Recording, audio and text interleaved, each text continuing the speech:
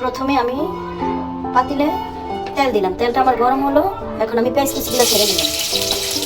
আমার পেঁয়াজটা একটু হালকা বাদামি কালার হয়ে আসছে। এখন আমি এখানে 1 চামচ আদা রসুন বাটা দিয়ে দিব,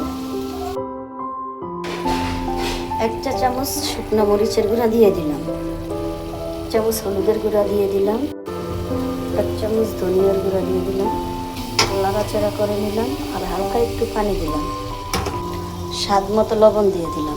এখন আমি মাছগুলো ছেড়ে দিলাম। মাছগুলো আমার কষানো হয়ে গেছে, এখন বাটিতে উঠিয়ে ফেলবো।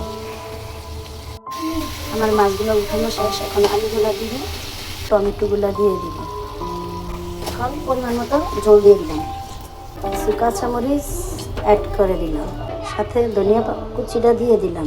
এখন আমি মাছগুলা দিয়ে দিলাম, ঢাকনাটা দিয়ে আবার ঢেকে দিলাম। আমার তরকারিটা রান্না হয়ে গেছে। দেখেন তো বন্ধুরা, আজকে আমার তরকারি রান্নাটা কেমন হয়েছে।